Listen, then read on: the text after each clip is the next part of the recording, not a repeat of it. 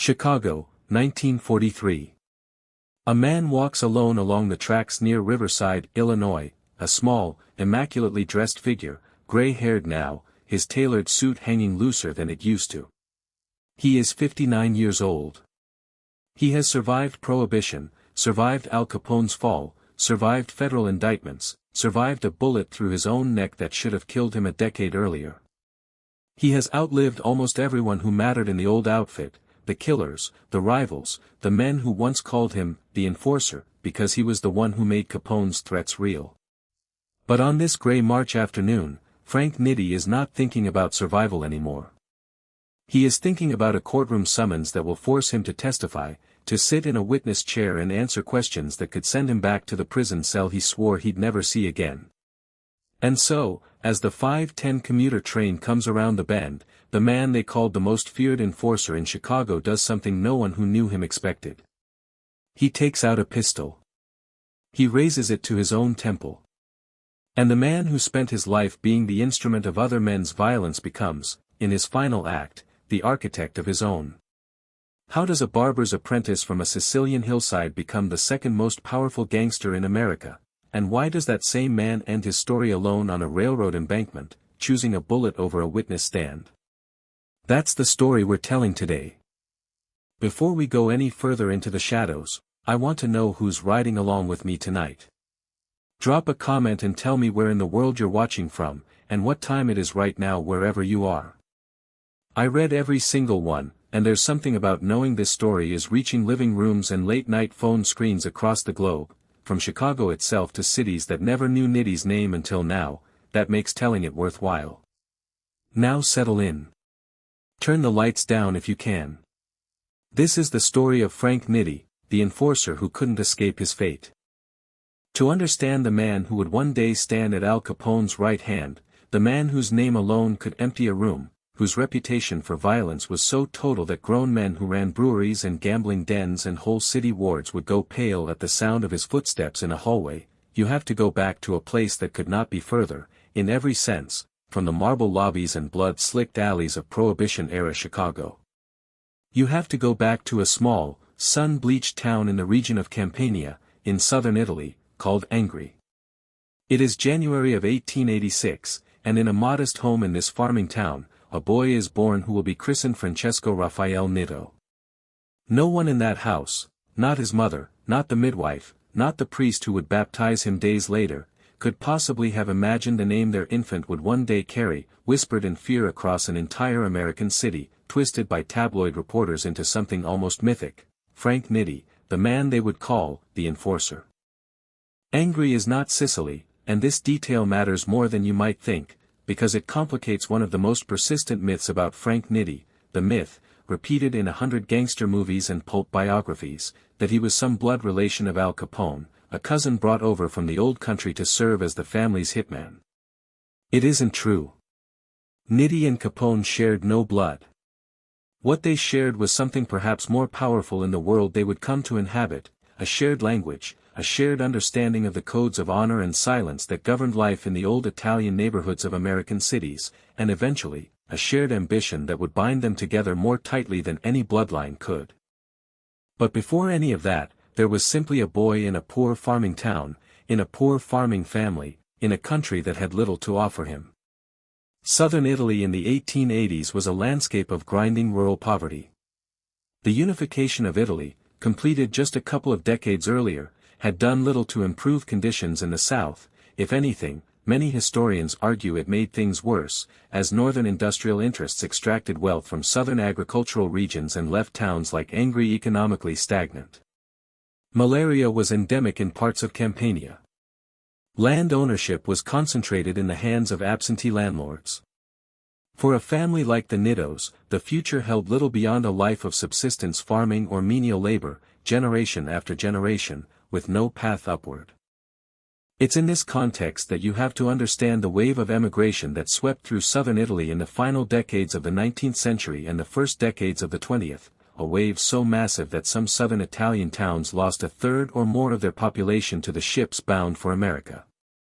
Between 1880 and 1920, roughly 4 million Italians crossed the Atlantic, the overwhelming majority of them from the impoverished South, Sicily, Calabria, Campania.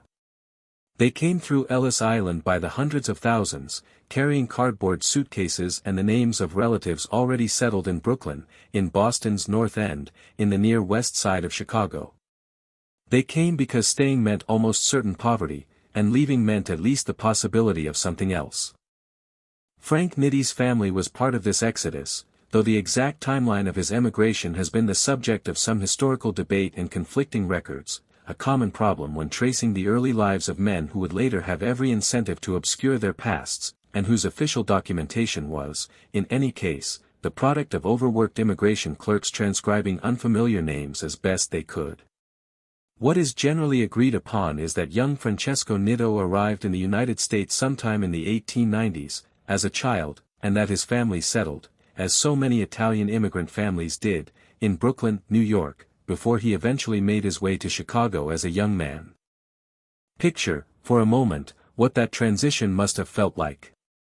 A child who had spent his earliest years in a small agricultural town, surrounded by olive groves and the rhythms of rural Italian life, suddenly transplanted into the roaring, filthy, magnificent chaos of turn-of-the-century Brooklyn, tenement buildings stacked 6 stories high, streets choked with pushcarts and horse-drawn wagons and the new electric trolleys, a cacophony of languages, the constant hammering of construction as the city expanded in every direction.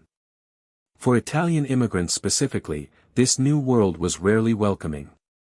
They faced systematic discrimination, were frequently characterized in the press and by nativist politicians as criminally inclined by nature, were crowded into the worst tenement housing, and were funneled into the most dangerous and lowest-paying labor, construction, sanitation, the docks. The word "Guinea," a slur aimed at Italian immigrants, was common parlance. Lynchings of Italian immigrants, while less discussed in popular history than other forms of American racial violence, did occur. The mass lynching of 11 Italian immigrants in New Orleans in 1891 remains one of the largest single lynching events in American history, and it sent shockwaves of fear through Italian immigrant communities across the country, communities that understood, correctly, that American law offered them only conditional protection at best. It was into this atmosphere, one where the promise of America collided daily with the reality of American prejudice, that young Frank Nitti came of age. And like so many young men in his position, he learned early one of the harshest lessons that immigrant life in America's ghettos taught: the institutions that were supposed to protect you, the police, the courts, the political machines, often did not extend that protection to people who looked like you or spoke with your accent. If you wanted security, if you wanted respect, if you wanted to survive and eventually thrive, you often had to find it within your own community, through networks of mutual obligation and, when necessary, through violence you administered yourself. Nitti's formal trade, as a young man, was barbering. This detail is one of the more fascinating footnotes of his biography, because it places him within a very particular tradition. In Italian immigrant neighborhoods of that era, barbershops were far more than places to get a haircut. They were social hubs, gathering places where men exchanged news, made deals, discussed politics, and, crucially, where a sharp-eared young barber could learn an enormous amount about the private business of everyone who sat in his chair. Historians of organized crime have long noted how many early Italian-American mob figures either started as barbers or maintained barbershops as fronts throughout their criminal careers. The profession offered a perfect cover, a legitimate income stream, and an unparalleled vantage point for gathering information and making the kinds of quiet connections that mattered in the underworld. Whether Nitti consciously used his barbering trade this way from the start, or whether it was simply the honest trade available to him before other opportunities presented themselves, is impossible to say with certainty. But what we do know is that by the time he relocated to Chicago, sometime in the early 1910s, as best historians can piece together, Nitti was already moving in circles that extended well beyond the barber's chair.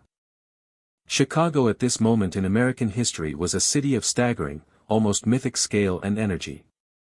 It had rebuilt itself, spectacularly, from the ashes of the Great Fire of 1871, transforming itself into the industrial and commercial heart of the American Midwest, the great meatpacking hub immortalized, and condemned, in Upton Sinclair's The Jungle, the terminus of railroads that connected the entire continent, A city of skyscrapers rising along the lakefront and immigrant neighborhoods sprawling outward in every direction, each one its own dense little world, Polish neighborhoods.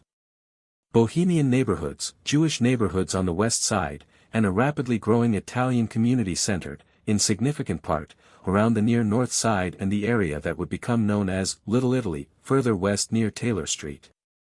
It was also, by the 1910s, a city with a deeply entrenched, deeply corrupt political machine, one that had long-standing, comfortable relationships with vice, gambling, prostitution, and illegal liquor sales flourished in Chicago well before Prohibition made the entire liquor trade illegal, because ward bosses and police captains had for decades understood that a certain amount of "look the other way" corruption was simply part of how the city functioned, and was often quite profitable for the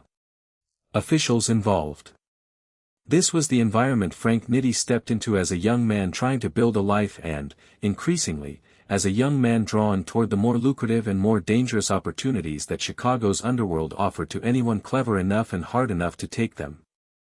Details of Nitti's activities in Chicago during the mid to late 1910s remain frustratingly sparse in the historical record. This was, after all, a man operating below the radar of respectable society, in a criminal underworld that did not keep careful records for the benefit of future historians. What can be established is that he became involved in fencing stolen goods, jewelry theft rings were a particular specialty, and in bootlegging even before Prohibition made bootlegging the extraordinarily lucrative enterprise it would soon become, since Illinois had pockets of local prohibition and there was already a thriving illegal liquor trade to be exploited by anyone with the right connections and the right nerve. And it was through this world, the world of fences and small-time liquor runners and men who moved through the gray and black markets of Chicago's underworld, that Frank Nitti's path would eventually cross with a young, ambitious, recently arrived gangster from Brooklyn named Alphonse Capone. The exact circumstances of how Nitti and Capone first met are, like so much of both men's early biographies, contested and imprecise, filtered through decades of retelling, embellishment, law enforcement speculation, and the men's own carefully cultivated obscurity. But historians generally agree that the connection solidified sometime in the early 1920s, in the period right around the dawn of Prohibition, a moment that would transform not just Frank Nitti's life, but the entire landscape of American crime, American law enforcement, and American culture itself. Because on January 17, 1920, the 18th Amendment to the United States Constitution went into effect, and with it, the Volstead Act, banning the manufacture, sale, and transportation of alcoholic beverages anywhere in the United States. It was, in the eyes of its supporters, a coalition of religious reformers, progressive social activists, and nativist politicians who associated alcohol consumption with the corrupting influence of immigrant communities, a triumph of moral reform. In practice, it was one of the greatest own goals in the history of American public policy, because it did not eliminate the American appetite for alcohol. It simply criminalized the supply of it, and in doing so, handed control of an enormous, endlessly thirsty market directly to organized crime. This was the opportunity that would define Frank Nitti's life. This was the moment where the barber's apprentice from Angry, the fence, the small-time bootlegger, would find himself perfectly positioned, through his existing criminal connections, his relationship with the rising Capone organization, and his own particular set of talents, to become one of the architects of what would soon be known simply as the Outfit, the criminal empire that would make Al Capone a household name and would make Frank Nitti, in the shadows just behind him, one of the most feared men in America. Because here is the thing about Frank Nitti that separates him from so many of the other gangsters who rose and fell during this era: he was not, by most accounts, a natural showman like Capone. He did not crave the newspaper headlines, the flashy suits photographed at prize fights, the carefully cultivated public image of a modern-day Robin Hood that Capone worked so hard to build. Nitti was quieter, more controlled, more precise. Where Capone was fire, Nitti was ice. And it was precisely this quality, this cold, methodical, business-like approach to the brutal work of organized crime, that would make him indispensable to Capone in the years to come, as their small bootlegging operation exploded into one of the largest, most violent, and most profitable criminal enterprises in American history. By the early 1920s, Nitti had fully entered Capone's orbit, working alongside Johnny Torrio, the older, more strategic gangster who had essentially built the foundations of what would become the Chicago outfit and who had brought his young protege Al Capone up from Brooklyn to help run it. Torrio's genius was organizational. Rather than fighting endless turf wars over Chicago's lucrative vice trades, he attempted to broker a kind of criminal cartel system, dividing territories among the various gangs and ethnic factions that controlled different parts of the city, an uneasy peace that would, in time, spectacularly collapse into some of the bloodiest gang warfare Chicago had ever seen. But in these early years, the model worked well enough to generate staggering profits, and Frank Nitti found his footing within it, handling the financial and logistical side of the bootlegging operation, the movement of money, the coordination of supply chains bringing illegal liquor into the city from Canada and from domestic distilleries, the delicate and dangerous work of managing relationships with corrupt police officials and politicians who needed to be paid off to look the other way. This is a crucial point that often gets lost in the popular mythology of Frank Nitti as simply the enforcer, a mob hitman defined purely by violence. In reality, his early value to the Torrio Capone organization was substantial precisely because of his business acumen, his understanding of money, of logistics, of how to run what was, in effect, an enormous illegal corporation with the same operational discipline that any legitimate business empire required. He understood bookkeeping. He understood the mechanics of laundering enormous sums of illegal cash through legitimate-seeming businesses. This financial sophistication would later prove to be both his greatest asset within the organization and, decades later, the very thing that would ultimately bring the entire empire crashing down through federal tax evasion charges, but that reckoning was still years away. For now, in these early years of Prohibition, Frank Nitti was simply a rising figure within an organization that was itself rising with astonishing speed and astonishing violence. Chicago in the early to mid-1920s became a battlefield, as rival gangs fought bloody, headline-grabbing wars for control of the bootlegging trade. The North Side gang led by Dean O'Banion and later Himmy Weiss and Bugs Moran locked in escalating violence against the increasingly dominant Torrio Capone South Side outfit, a conflict that would produce some of the most notorious gangland killings in American history and would eventually claim Johnny Torrio himself as a near victim, gunned down and severely wounded in an assassination attempt in January 1925 that convinced the aging strategist it was finally time to retire from the business and hand full control of the organization to his young, ambitious protege, Al Capone. And as Capone ascended to full leadership of the Chicago outfit in 1925, Frank Nitti rose alongside him, cementing a partnership that would define both men's lives for the next 2 decades. Capone would become the public face of the organization, the flamboyant, quotable, endlessly photographed gangster who fascinated and horrified the American public in equal measure, a man who gave interviews to reporters, who ran soup kitchens during hard times as a piece of calculated public relations, who became, whether he intended it or not, one of the most famous men in America. Nitti, meanwhile, would become the organization's essential internal machinery, the man who made sure the money moved correctly, the man who enforced discipline within the ranks, the man whose reputation for cold, efficient violence, when violence became necessary, was so absolute that it rarely needed to be demonstrated at all. The threat of Frank Nitti's attention was often more effective than the reality of it, though when the reality was called for, those who crossed the outfit would learn precisely how the young man from Angry had earned his fearsome name. By the mid-1920s, Frank Nitti was no longer simply a barber's apprentice, no longer simply a small-time fence and bootlegger navigating the margins of Chicago's underworld. He was becoming something else entirely, a central pillar of one of the most powerful and most feared criminal organizations in American history, standing at the right hand of a man who was about to become the most notorious gangster the country had ever produced. The violence that had shaped Nitti's early life in America, the discrimination, the precariousness, the understanding that safety and respect had to be seized rather than granted, had hardened into something colder and more purposeful. He had learned the lessons of the streets and of the barbershop and of the immigrant tenements, and he was about to apply them on a scale that would make his name a byword for fear in the city of Chicago. But rising to such heights within an organization built on violence, corruption, and the endless, bloody competition for control of an illegal empire worth untold millions of dollars would come at a cost.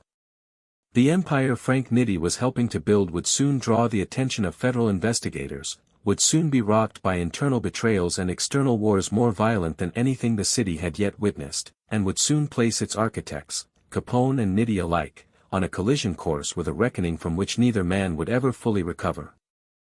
The boy from Angry had found his place in America. But the price of that place, the price of power, of fear, of respect purchased through violence, was only beginning to reveal itself. And in the years ahead, as we'll see in Part 2, Frank Nitti would be forced to prove, in the most brutal terms imaginable, exactly what kind of man Al Capone's organization had made him into. There is a particular kind of silence that falls over a room when a truly dangerous man walks into it, not the silence of fear alone, but something more complicated, a mixture of respect, calculation, and the instinctive animal understanding that you are in the presence of something capable of ending your existence without much deliberation. By the late 1920s, that silence followed Frank Nitti wherever he went in Chicago. Men who ran breweries, men who operated gambling dens, men who controlled entire city wards through a combination of bribery and intimidation, these were not timid men. And yet when Frank Nitti entered a room, conversations quieted. Drinks were set down more carefully.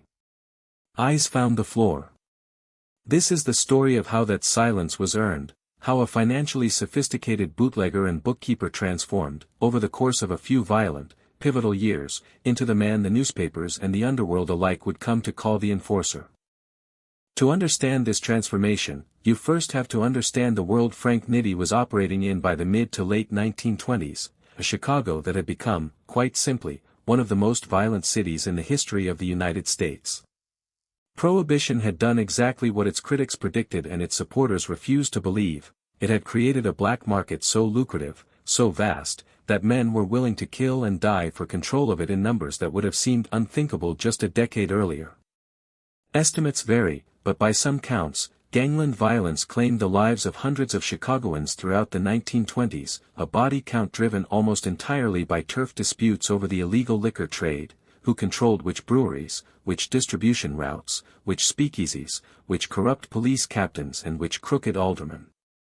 Al Capone's organization, ascendant since Johnny Torrio's retirement in 1925, was locked in an escalating and increasingly savage conflict with the North Side Gang, first under Dean O'Banion, then under Himmy Weiss, and finally under George "Bugs" Moran, a rivalry that produced a string of assassinations so brazen, so theatrically brutal, that they read now less like criminal history and more like the plot of an opera written by someone with a taste for blood. It was within this crucible of violence that Frank Nitti's role within the outfit began to shift.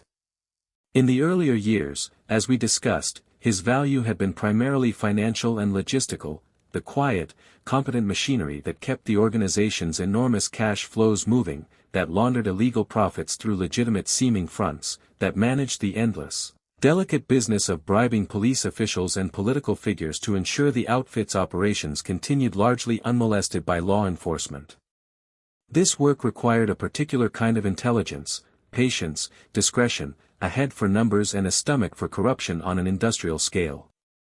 But as the wars with rival gangs intensified, and as internal discipline within Capone's own rapidly expanding organization became an increasingly pressing concern, a different set of skills became necessary. The organization needed men who could not only manage money but manage fear, who could ensure that subordinates paid what they owed, that rivals understood the consequences of encroachment, that anyone who considered betraying the outfit understood precisely what betrayal would cost them. Frank Nitti, it turned out, possessed both skill sets in equal measure, and this dual competency, the financial mind combined with a genuine, demonstrated capacity for calculated violence, is precisely what made him so uniquely valuable to Al Capone, and what would eventually make him Capone's logical successor. Capone himself was, for all his public flamboyance, surrounded by men who tended to specialize. Some were purely financial operators, bookkeepers and accountants who wanted nothing to do with the organization's violent enforcement arm, others were purely violent men, gunmen and enforcers with little head for the complex business operations that generated the outfit's staggering profits. Nitti moved fluidly between both worlds, and it was this versatility that Capone came to rely upon more than almost anyone else in his inner circle. The events that would cement Frank Nitti's reputation as an enforcer, as opposed to simply an organizer, unfolded gradually across the second half of the 1920s, a period during which the Chicago outfit found itself fighting a war on multiple fronts simultaneously, against the North Side Gang, against smaller independent operators who refused to fall in line, and increasingly, against the first serious efforts by federal and local law enforcement to bring the organization's leadership to justice. Nitti's specific responsibilities during this period, according to law enforcement records and the accounts of contemporaries who later spoke to investigators and journalists, included overseeing the discipline of the organization's vast network of employees and associates, the truck drivers who moved illegal liquor, the men who ran individual breweries and distribution points, the bagmen who carried bribes to corrupt officials. In an organization generating millions of dollars annually through entirely illegal means, theft, skimming, and outright betrayal were constant threats, and someone needed to ensure that the consequences for such betrayal were severe enough, and certain enough, to deter it. That someone, increasingly, was Frank Nitti. It's worth pausing here to note something important about the culture of violence within organizations like the Chicago outfit during this period, something that separates the historical reality from the romanticized Hollywood version that so many of us grew up watching. The violence was not chaotic or impulsive, for the most part. It was, in its own dark way, disciplined and purposeful, governed by an internal logic that outsiders often failed to understand. Killings were rarely committed out of simple rage or bloodlust, they were business decisions, calculated to send specific messages to specific audiences, weighed against the risk of retaliation and the risk of drawing unwanted attention from law enforcement or the press. This is precisely the kind of violence that suited Frank Nitti's particular temperament, cold, controlled, strategic rather than emotional. Contemporaries who knew him described a man who rarely raised his voice, who dressed with meticulous, understated elegance, who carried himself with the quiet self-possession of someone who never needed to prove his dangerousness through bluster because everyone around him already understood it as simple fact. This reputation, once established, became in some ways more valuable to the organization than any individual act of violence Nitti might personally carry out. Fear, as any student of organized crime will tell you, is most efficient when it operates preemptively, when the mere possibility of consequences is enough to ensure compliance, without the messy, risky, attention-drawing business of actually having to carry out violence in the first place. By the late 1920s, Frank Nitti's name alone had become a kind of currency within Chicago's underworld, a guarantee of seriousness attached to any threat or demand that invoked it. If Al Capone was the public face of terror in Chicago, the man whose photograph appeared in newspapers, whose scarred cheek and expensive suits became instantly recognizable symbols of gangland power, Frank Nitti was becoming something arguably more frightening, the quiet, competent machinery operating just behind that public face, the man who actually made sure that Capone's threats, implicit or explicit, were backed by real and certain consequence. The events of February 14, 1929, what history would come to remember as the St. Valentine's Day Massacre, represent perhaps the starkest illustration of just how far the Chicago outfit's internal war-making capacity had developed by the end of the 1920s, and while Frank Nitti's precise personal involvement in planning or ordering that specific massacre remains, like so much of his career, a subject of historical dispute and conflicting accounts, the massacre itself cannot be understood without understanding the broader machinery of violence that men like Nitti had helped construct within Capone's organization. On that bitterly cold February morning, 7 members and associates of Bugs Moran's North Side Gang were lined up against a brick wall inside a garage on North Clark Street and executed with military precision by gunmen dressed, according to the accounts of witnesses, in police uniforms, a detail that allowed the killers to walk casually into the garage, catch their victims entirely unawares, and walk back out again without immediate suspicion. The massacre shocked even a Chicago that had grown numb to gangland violence throughout the decade, the sheer scale of it, the cold-blooded efficiency, the audacity of gunmen impersonating police officers to carry out an assassination. It became a national sensation, splashed across newspapers from coast to coast, and it marked a turning point in American public opinion regarding the gang violence that Prohibition had unleashed. It also marked the effective end of the North Side Gang as a serious rival to Capone's dominance of Chicago's underworld, cementing the outfit's position as the unrivaled power in the city's criminal economy. Whatever Nitti's precise role in that particular operation, what is beyond dispute is that by this point in his career, he had become one of a small handful of men Al Capone trusted absolutely, trusted not merely to follow orders, but to exercise independent judgment on the organization's behalf, to make decisions about discipline and enforcement that Capone himself did not need to personally authorize or even necessarily be informed of in advance. This kind of trust, within an organization built on paranoia and the constant fear of betrayal, was exceptionally rare, and it speaks to just how thoroughly Nitti had proven himself in the years since his early days as a barber and small-time fence on the streets of Chicago. But the story of Frank Nitti's rise during this period cannot be told solely through the lens of violence and intimidation, because running parallel to his growing reputation as an enforcer was an equally significant, and in some ways more historically consequential, role as one of the organization's chief financial architects. It was during this period that Frank Nitti became deeply involved in developing the sophisticated money laundering and tax evasion schemes that the outfit used to obscure the true scale of its illegal profits, schemes that involved funneling illicit cash through an elaborate network of nominally legitimate businesses, from laundries and cleaning establishments to nightclubs, restaurants, and various small manufacturing concerns scattered across Chicago and its surrounding suburbs.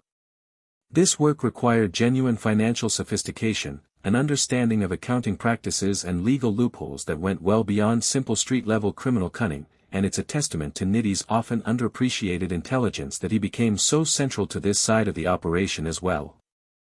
This dual role, enforcer on one hand, financial strategist on the other, placed Frank Nitti in an almost uniquely precarious position as the 1920s drew to a close, because it meant he was simultaneously exposed to two very different categories of catastrophic risk. As an enforcer, he faced the ever-present danger of violent retaliation from rival gangs, from disgruntled associates, from anyone within Chicago's underworld who might decide that killing Frank Nitti was worth the risk in order to weaken Al Capone's organization or settle a score. As a financial architect, meanwhile, he was becoming increasingly exposed to a different and, as it would eventually prove, far more consequential threat. The attention of federal investigators who had begun to recognize that the most effective way to bring down organized crime bosses who had proven maddeningly difficult to convict of the violent crimes everyone knew they were responsible for might not be through those violent crimes at all, but through the much drier, much less romantic charge of federal income tax evasion. This strategy, targeting organized crime through tax law rather than through the harder-to-prove charges of murder, extortion, and racketeering, is one of the great, quietly revolutionary innovations in the history of American law enforcement, and it would come to define the next chapter of Frank Nitti's life in ways he could not yet fully anticipate as the 1920s came to a close. Federal investigators, led by figures within the Bureau of Internal Revenue and eventually working alongside the emerging federal law enforcement apparatus that would later evolve into the modern FBI, had begun meticulously documenting the enormous, unreported wealth flowing through Al Capone's organization, the expensive suits, the sprawling properties, the lavish spending that simply could not be reconciled with any legitimate, taxable source of income that Capone or his associates had ever declared. This financial investigation, patient and unglamorous compared to the violent gang wars that dominated Chicago's front pages, would ultimately prove far more effective at dismantling the outfit's leadership than any rival gang's bullets ever had been, and Frank Nitti, given his deep involvement in the organization's financial architecture, would find himself squarely in its crosshairs. By 1930, the walls were beginning to close in.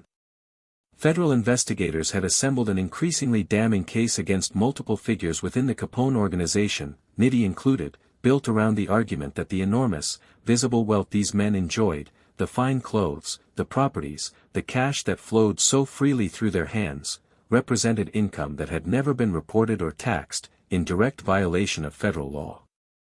It was, in its own way, a devastatingly simple legal strategy. You did not need to prove that Frank Nitti had ordered a killing, or extorted a business owner, or bribed a police captain, all things that were notoriously difficult to prove in court, given the code of silence that governed the underworld and the reluctance of witnesses to testify against men whose reputation for violent retaliation was so thoroughly established.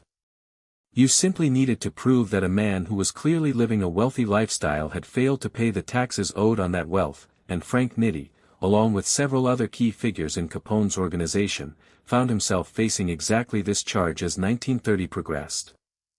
In 1930, Frank Nitti was indicted on charges of income tax evasion, a charge that, while lacking the dramatic violence associated with his reputation as an enforcer, carried with it very real and very serious legal consequences.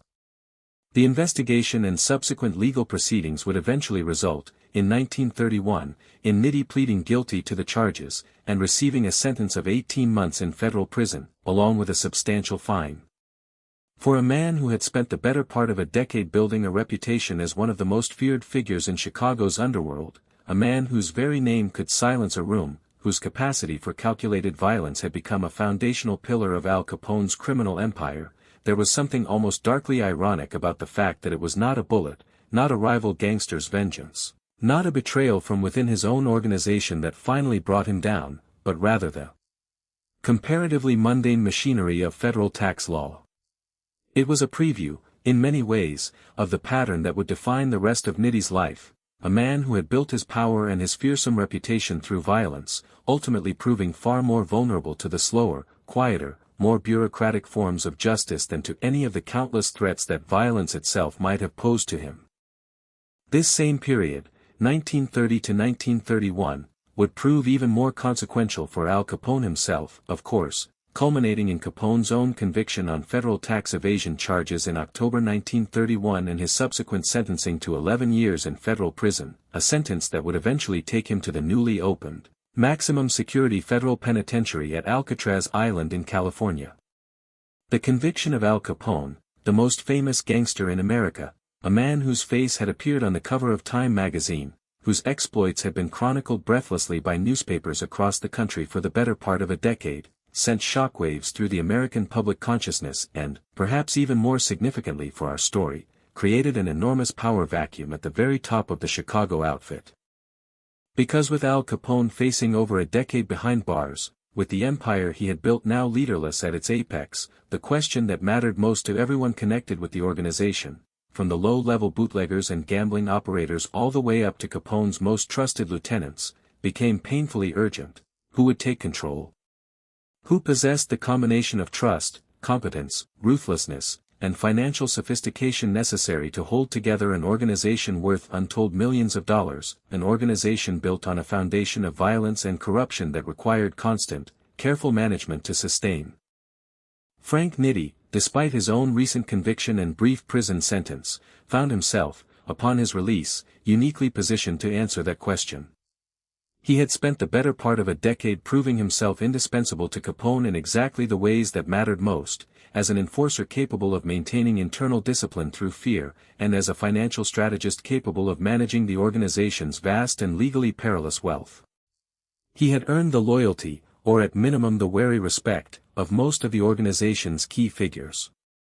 And crucially, unlike some of the other potential successors within Capone's inner circle, he had not made the kind of enemies, through personal betrayal, through excessive personal ambition displayed too openly, through the kind of internal power plays that so often destroyed criminal organizations from within, that would have made his ascension to leadership contentious or dangerous. And so, as 1931 gave way to 1932, with Al Capone now confined first to a federal prison in Atlanta and eventually to the notorious isolation of Alcatraz, and with the Chicago outfit's future hanging in the balance, Frank Nitti, the boy from Angry, the barber's apprentice, the fence, the bootlegger, the financial architect, the man whose cold and controlled capacity for violence had earned him the fearsome nickname, the Enforcer, found himself ascending, almost by inevitability, to the very top of one of the most powerful criminal organizations in the history of the United States. But leadership, as Frank Nitti was about to discover in the most violent and personal terms imaginable, would bring with it dangers of an entirely different order than anything he had faced as Capone's trusted lieutenant. Because sitting at the very top of Chicago's underworld did not merely mean commanding fear and respect, it meant becoming, himself, the singular target of every ambitious rival, every vengeful enemy, and, as Frank Nitti would soon learn in a hail of gunfire inside his own office, every law enforcement official determined to prove that the Chicago outfit's reign of terror could finally, decisively, be brought to an end. There is a moment that every organized crime boss dreads more than any other, not the moment of violence itself, which men like Frank Nitti had long since made peace with as simply the cost of doing business in their world, but the moment just before it, when they realize that the room they are standing in, the office they thought was safe, the routine they had come to trust, has been breached. For Frank Nitti, that moment arrived on the morning of December 19, 1932, inside his own office on the 19th floor of the LaSalle Wacker building in downtown Chicago, a modern, respectable-looking address that seemed to signal, in its own way, just how far the man from Angry had come from the tenements and barbershops of his youth. It was here, in this office, surrounded by the trappings of legitimate business that so many organized crime figures cultivated as camouflage, that Frank Nitti, now the acknowledged boss of the Chicago outfit in the wake of Al Capone's imprisonment, nearly lost his life to a police officer's bullet, in an incident so strange, so contested, so wrapped in competing versions of the truth, that historians and journalists have argued over its true meaning for the better part of a century. To understand why Frank Nitti found himself facing gunfire from a Chicago police sergeant on that December morning, you first have to understand the political and law enforcement landscape he had inherited along with his new position at the top of Capone's old empire. Al Capone's conviction and imprisonment in 1931 had done something that a decade of gang warfare, federal investigation, and public outcry had failed to accomplish. It had created a genuine, if temporary, sense within certain segments of Chicago's political and law enforcement establishment that organized crime's grip on the city might finally be loosening, that the era of gangland impunity might be coming to an end. This was, of course, wishful thinking on a grand scale. The outfit's criminal infrastructure, its corrupt relationships with police and politicians, its control over the illegal liquor trade and the gambling and vice operations that ran alongside it, remained almost entirely intact even with Capone behind bars. But the perception mattered, both to the public and to the ambitious law enforcement officials who saw, in Capone's downfall, an opportunity to make their own reputations by continuing the assault on organized crime. Chief among these ambitious officials was a Chicago police sergeant named Harry Lang, working under the authority of Police Commissioner James Allman, who had reportedly received specific instructions. The exact chain of command and motivation behind these instructions would become a matter of enormous controversy in the aftermath, to move against Frank Nitti directly. On the morning in question, Sergeant Lang, accompanied by several other officers, entered Nitti's office at the LaSalle Wacker building. What happened next depends entirely on whose account you believe, and the discrepancies between those accounts tell you almost everything you need to know about the world Frank Nitti operated in, a world where the line between law enforcement and organized crime, between legitimate policing and gangland assassination carried out under the cover of a badge, had become so blurred that even contemporary observers struggled to say with confidence which side of that line any given action fell on. The official version, as initially reported and as Sergeant Lang himself would later testify, held that Nitti had reached for a weapon during the confrontation, that Lang had fired in self-defense, wounding Nitti in what was described as an exchange of gunfire, and that Lang himself had sustained an injury during the encounter, a graze wound to his hand, which he would later claim was the result of Nitti firing at him. This version painted the incident as a straightforward, if violent, law enforcement action against a dangerous criminal who had resisted arrest with lethal force of his own. But an alternative version of events, one that gained increasing credibility in the years and decades that followed, as more details emerged and as the credibility of the official account came under sustained scrutiny, told a very different story.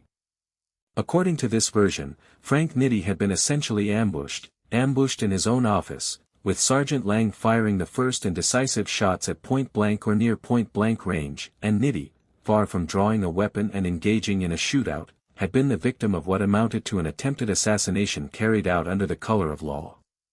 Under this interpretation, Lang's own wound was self-inflicted, a piece of staged evidence meant to support the fiction of self-defense and to justify what was, in reality, a deliberate attempt to kill the new boss of the Chicago outfit. Whichever version of events is closer to the historical truth, and the honest answer, even after decades of investigation and speculation, is that we cannot say with absolute certainty. What is not in dispute is the physical reality of what happened to Frank Nitti that morning.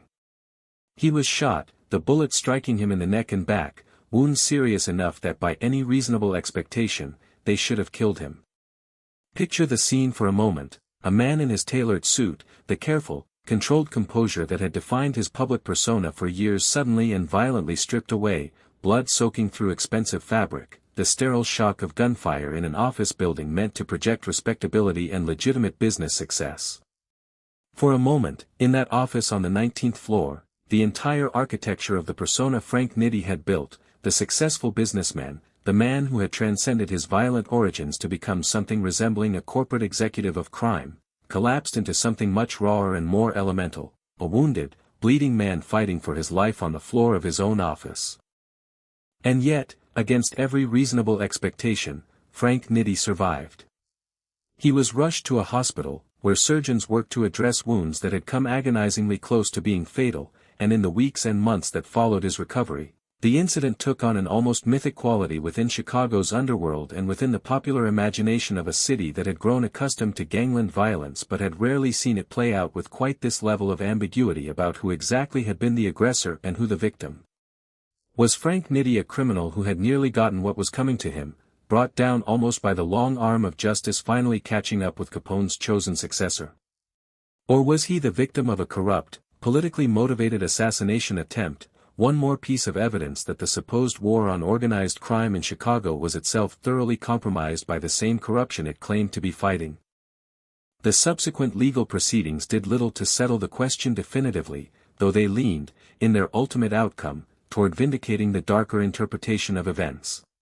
Sergeant Harry Lang would eventually face his own legal reckoning. The official narrative of a justified shooting in self-defense began to unravel under scrutiny, and questions arose about whether the entire incident had been orchestrated, potentially at the behest of political rivals or law enforcement officials who wanted Nitti eliminated without the messy business of a trial, using the cover of a police raid to accomplish what a gangland hit might otherwise have required. Lang was eventually indicted himself, in connection with the shooting, on charges related to conspiracy and assault, and while the full truth of the incident's origins and motivations remains, even now, a subject that historians continue to debate, the very fact that a Chicago police officer could be indicted for shooting a man who was, by any measure, one of the most notorious organized crime figures in the country, tells you something important about how contested and how corrupted the boundary between law enforcement and criminal enterprise had become in this era. For Frank Nitti personally, though, the practical and psychological consequences of the shooting were, in some ways, more significant than the unresolved questions of who had orchestrated it and why. He had come within a hair's breadth of death, a bullet that had struck him in the neck, an injury that in a slightly different trajectory or with slightly less fortunate medical intervention, would almost certainly have killed him.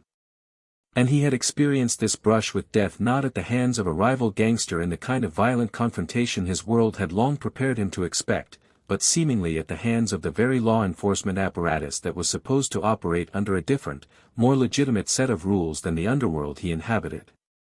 If even that boundary could not be trusted, if the police themselves might arrive not to arrest him but to kill him under the pretense of a lawful confrontation, then the sense of security that came with power, with wealth, with the fearsome reputation he had spent over a decade building, was revealed to be far more fragile than he might previously have believed. This experience, historians and biographers of Nitti have long speculated, may have contributed to a psychological transformation that became increasingly apparent in the years following the shooting, a growing anxiety, a heightened wariness, perhaps even symptoms that today we might recognize as a form of post-traumatic stress, though such clinical language was not part of the vocabulary available to describe Nitti's contemporaries' observations of him at the time.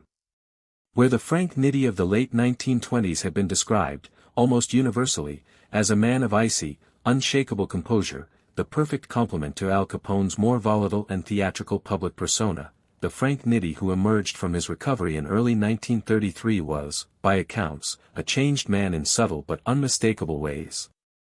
Those who worked closely with him in the years that followed would later describe periods of visible nervousness, a claustrophobic aversion to enclosed spaces that some attributed directly to the trauma of nearly dying in his own office, and an increasing reliance on associates to handle certain aspects of the business that he had previously managed with total personal control.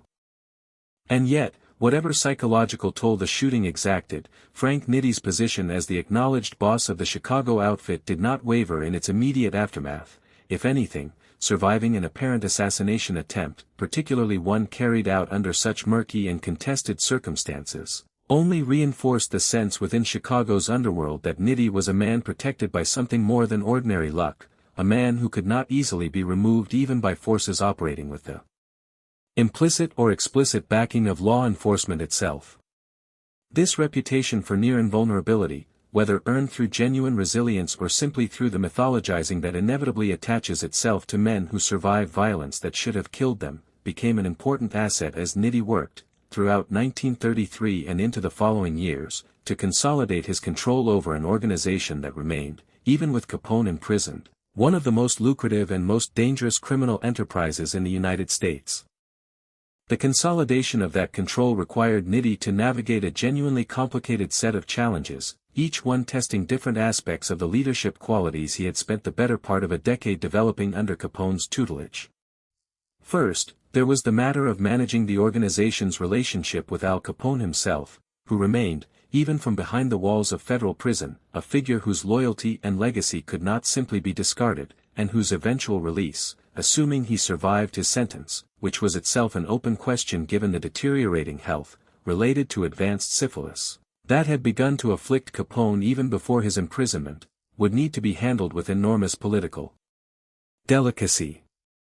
Nitti could not simply seize total, permanent control and treat Capone as a discarded relic of the past. The outfit's internal culture, and Nitti's own sense of loyalty and obligation, required that Capone's position as a kind of elder statesman, a founding figure whose sanction still carried enormous symbolic weight, be respected and preserved even as operational control shifted decisively into Nitti's hands.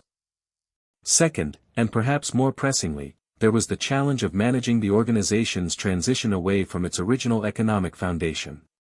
Prohibition, the very institution that had created the Chicago outfit's staggering wealth and power in the first place, was, by the early 1930s, facing increasingly obvious and increasingly bipartisan political opposition.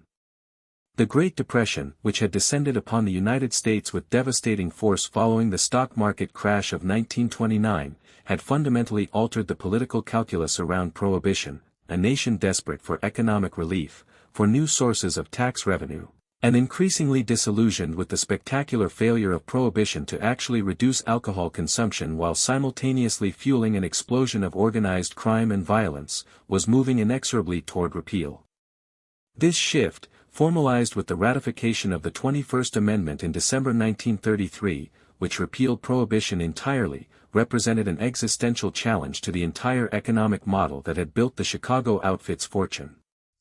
The illegal liquor trade that had generated such enormous profits throughout the 1920s was about to become, almost overnight, a legal industry, subject to legitimate competition, taxation, and regulation. And organizations like the outfit that had built their power on controlling an illegal market would need to find new sources of revenue or risk seeing their criminal empire collapse along with the prohibition that had created it. This is precisely where Frank Nitti's particular talents, the financial sophistication, the strategic thinking, the capacity to identify and exploit new opportunities that had always complemented his reputation for violence, proved essential to the outfit's survival and continued prosperity through this period of transition.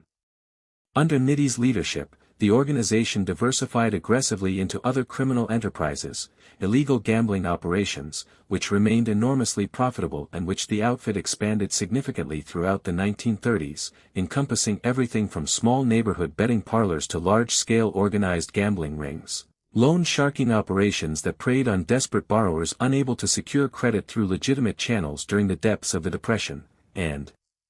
significantly, an expansion into labor racketeering, particularly within Chicago's motion picture theater and stagehand unions, an area of criminal enterprise that would eventually prove enormously lucrative for the outfit but that would also, in the years ahead, become the source of federal charges serious enough to threaten the entire organization's leadership structure. By the mid-1930s, then, Frank Nitti had accomplished something genuinely remarkable, even by the standards of organized crime's most successful leaders. He had survived an assassination attempt that should have killed him. He had successfully consolidated control over one of the most powerful criminal organizations in the country in the wake of his predecessor's downfall, and he had guided that organization through a period of profound economic transition, diversifying its revenue streams away From an illegal liquor trade that was disappearing and toward new criminal enterprises that would sustain its power for years to come. He had, in every meaningful sense, proven himself a worthy successor to Al Capone, perhaps, in certain respects, an even more capable and strategically sophisticated leader than his flamboyant predecessor had been, precisely because Nitti's more understated, business-like approach to organized crime made the outfit's operations less visible, less prone to the kind of dramatic public spectacle that had ultimately made Capone such an irresistible target for federal prosecutors. But this very success, this careful, strategic expansion into new territories of criminal enterprise, including the increasingly lucrative world of labor racketeering within Hollywood's entertainment industry unions, was, even as Frank Nitti savored his consolidated power in the mid-1930s, quietly laying the groundwork for a federal investigation that would prove, in the end, far more consequential and far more devastating to his position than any bullet fired by a corrupt police sergeant. Because the same instinct for financial sophistication and strategic diversification that had allowed Nitti to guide the outfit successfully through the end of Prohibition was about to lead the organization into a scheme of extortion and racketeering targeting the Hollywood film industry itself, a scheme so audacious, so far-reaching in its ambitions, that it would eventually draw the full weight of federal law enforcement attention down upon Frank Nitti and his closest associates, in an investigation that would follow him relentlessly through the remainder of the 1930s and into the early 1940s, and that would set in motion the final, tragic chain of events that would lead Frank Nitti, in March of 1943, to that railroad embankment in Riverside, Illinois, with a gun in his hand and no way left to run. There is a particular kind of ambition that overtakes criminal organizations once they have conquered their home territory, a restlessness that comes from having achieved total dominance over one domain and finding, almost inevitably, that total dominance is never quite enough. By the mid-1930s, Frank Nitti had achieved exactly this kind of dominance over Chicago's underworld. The outfit controlled gambling, loan sharking, and an ever-expanding portfolio of labor rackets throughout the city and its surrounding territories. Nitti himself had survived an assassination attempt that should have killed him, had successfully guided the organization through the economic earthquake of Prohibition's repeal, and had established himself, in the eyes of law enforcement and underworld alike, as a leader every bit as formidable as Al Capone had been, perhaps, in his quieter and more calculating way, even more formidable. And yet it was precisely this success, this hunger for new frontiers of criminal opportunity, that would lead Frank Nitti and his closest lieutenants into one of the most audacious extortion schemes in American criminal history, a scheme that would reach 3,000 miles away from Chicago's streets, into the glittering, image-obsessed world of Hollywood's motion picture studios, and that would ultimately prove to be the beginning of the end for Frank Nitti's reign atop the Chicago outfit. The architects of the specific scheme that would eventually ensnare Frank Nitti were two men whose names would become notorious in the annals of American labor racketeering, George Brown and Willie Byoff. Brown was a Chicago Union official, a man with connections to the outfit stretching back years, who in 1934 managed to secure election as the international president of IATSE, a position that, on paper, made him one of the most powerful labor leaders in the American entertainment industry, and that, in practice, made him an enormously valuable asset to the Chicago outfit, which had been instrumental in helping engineer his rise to that position in the first place.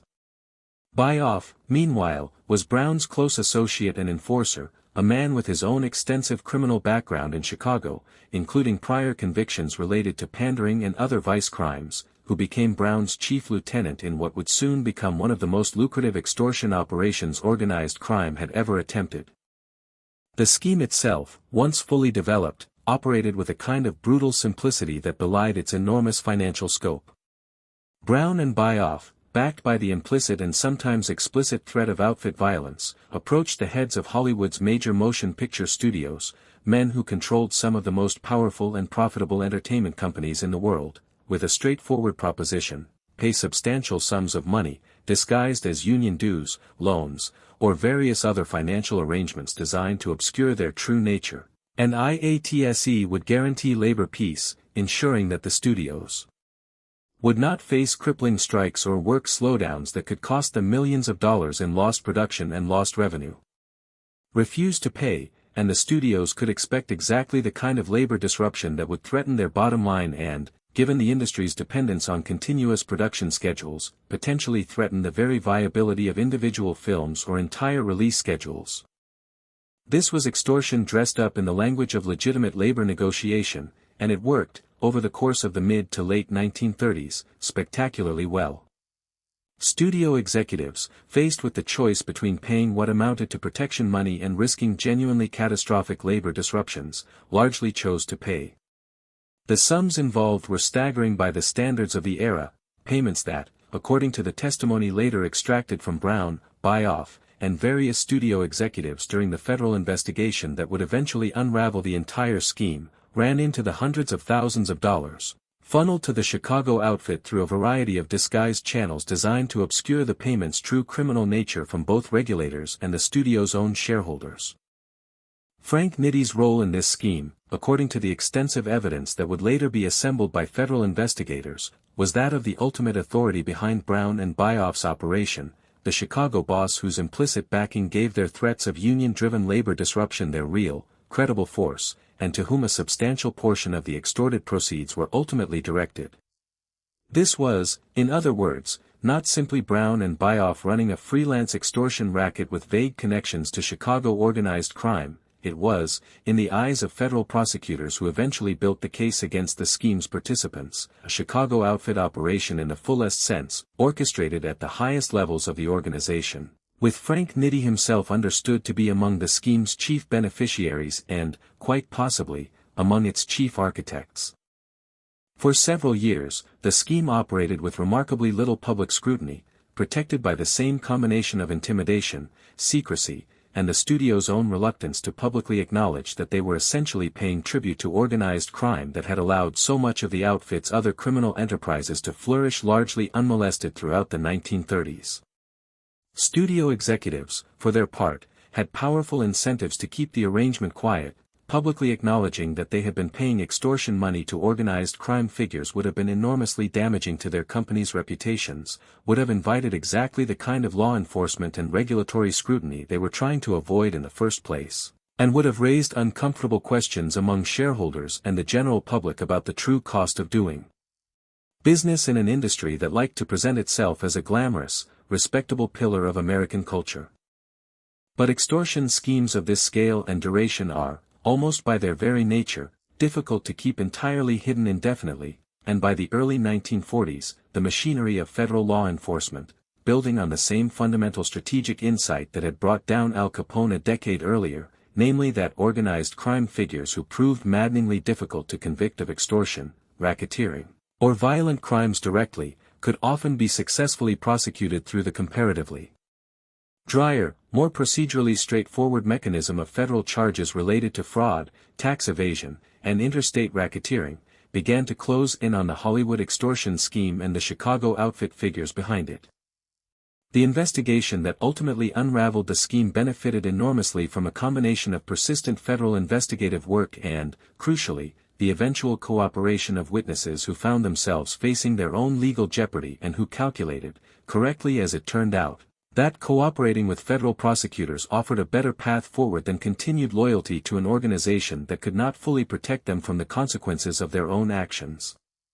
Willie Bioff himself, facing mounting legal pressure and the prospect of a lengthy federal prison sentence, eventually became a cooperating witness, providing federal investigators with detailed testimony about the scheme's inner workings, its financial structure, and, most damagingly for Frank Nitti and his closest associates, the specific chain of authority and money that connected the Hollywood extortion operation directly back to the leadership of the Chicago outfit.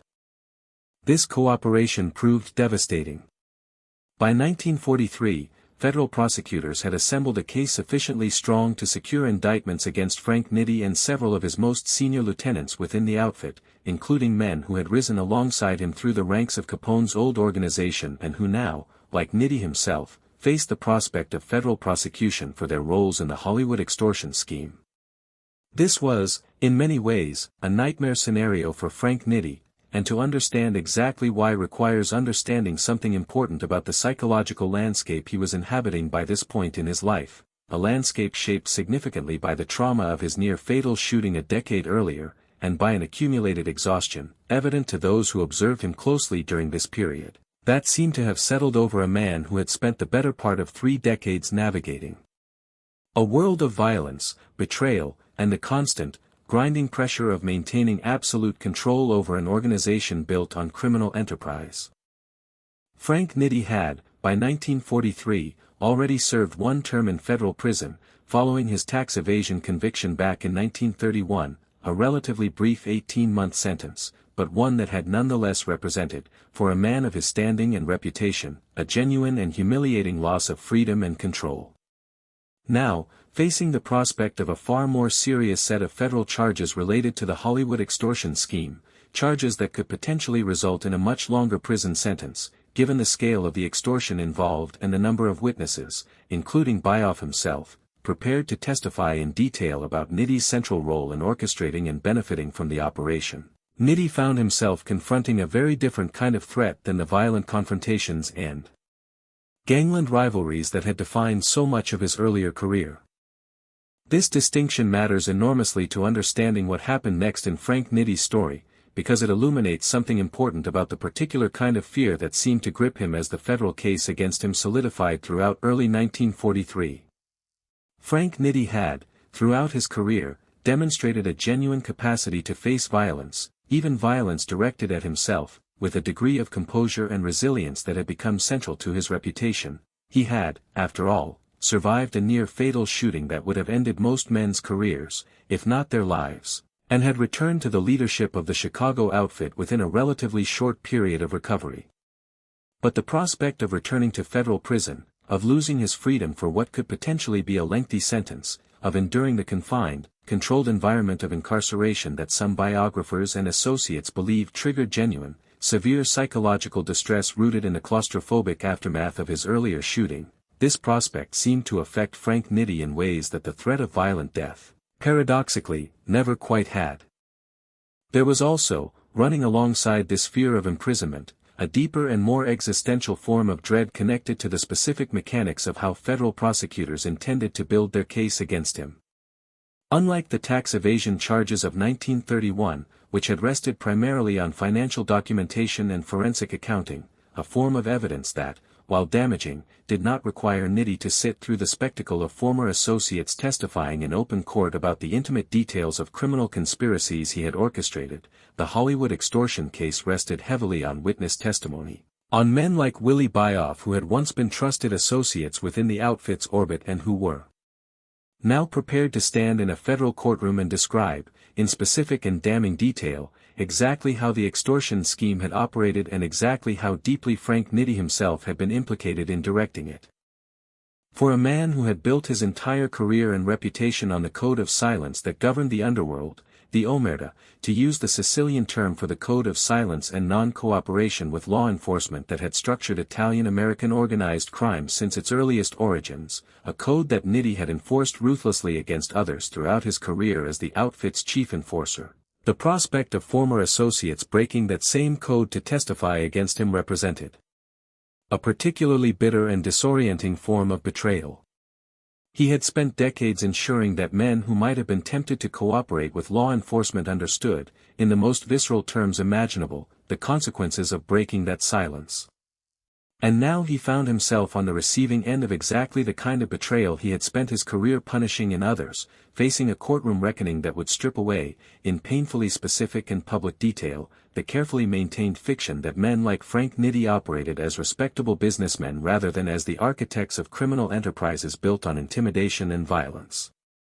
As March of 1943 approached, and with it the formal court proceedings that would require Frank Nitti to appear and potentially testify regarding the charges against him and his organization, those close to Nitti began to observe a man increasingly consumed by anxiety, increasingly withdrawn, increasingly haunted by a combination of fears that seemed to compound and reinforce one another. The fear of a return to prison, intensified by whatever genuine psychological trauma remained from his near-fatal shooting a decade earlier, the fear of public humiliation, as former associates prepared to testify openly about crimes he had spent his career keeping hidden behind a veneer of legitimate business, and, perhaps most corrosively, a growing sense, whether accurate or not, that his usefulness to the very organization he had built and led for over a decade might be approaching its end. that the outfit's other leaders, watching the federal case against him develop with genuine alarm about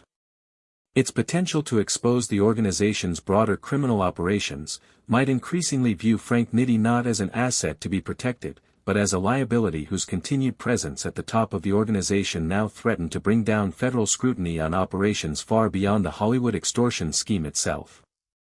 This is the psychological and legal vice that Frank Nitti found himself caught within as the winter of early 1943 gave way to spring. A man who had survived bullets, who had built and led one of the most powerful criminal organizations in American history, who had inherited Al Capone's empire and successfully guided it through the treacherous transition beyond Prohibition, now facing a threat that violence itself could not resolve, a threat built not of bullets but of subpoenas, testimony, and